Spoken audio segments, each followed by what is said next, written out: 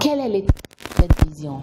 Nous voulons en arriver à faire des castings dans toute l'Afrique et dans le monde entier, pourquoi pas, à recruter, à identifier ces jeunes talents-là qui ne sont pas encore connus, qui ne sont pas encore au devant des feux des projecteurs, mais qui ont en eux quand même la graine et le bagage qu'il faut pour pouvoir égayer, pour pouvoir servir à cette œuvre.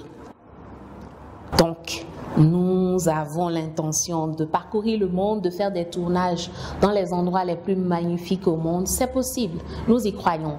Nous avons commencé petitement avec les moyens que nous avons, mais nous savons que c'est lorsque tous les doigts viennent boucher la jarre trouée que l'eau n'en sort plus.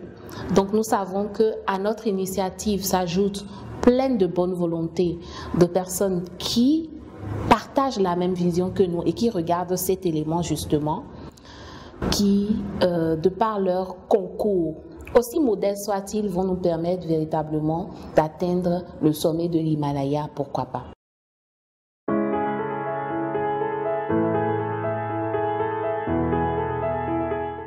Il est vrai que lorsque Dieu vous donne une vision, il met à disposition les provisions. Ça, il faut que je l'avoue, c'est vraiment, je ne saurais pas expliquer. Et c'est incroyable comment les provisions d'acteurs, par exemple, se sont manifestées lorsque nous avons embarqué dans cette aventure. C'est des gens incroyables, des personnes talentueuses et très présentes sur la scène nationale, qui ont un bagage artistique quand même bien déployé, qui ont accepté de faire le tour avec nous, qui répondent promptement, qui ont épousé la vision très rapidement, et qui se sont mis à disposition pour faire l'œuvre. C'est des gens qui se connaissent très rapidement aux plénières, qui discutent avec nous, enfin, qui rentrent rapidement dans les rôles que nous leur proposons, qui apportent d'une façon des couleurs à ce que nous faisons pour que ce soit artistiquement beau.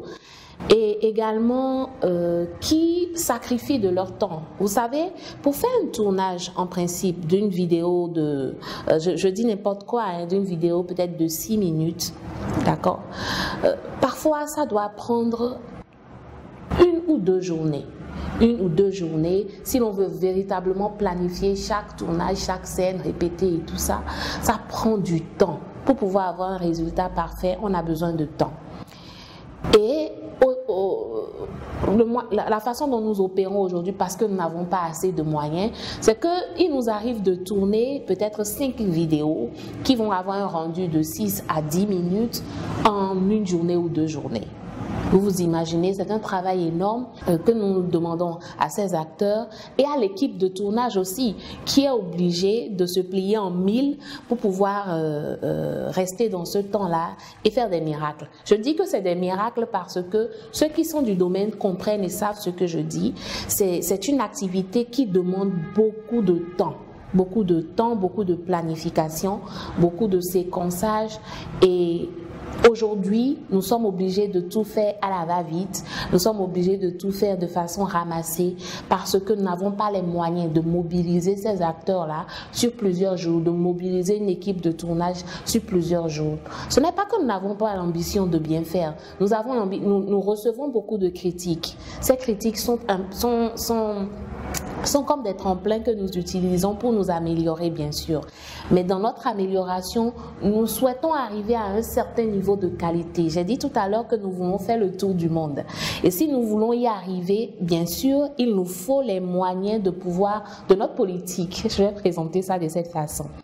Et donc, nous avons besoin donc de moyens pour pouvoir permettre à l'équipe de faire les tournages comme cela se doit, de travailler sur les scripts, dans la ligne de temps réglementaire, pour qu'on n'ait pas à la fin un rendu qu'on devra de toutes les façons améliorer.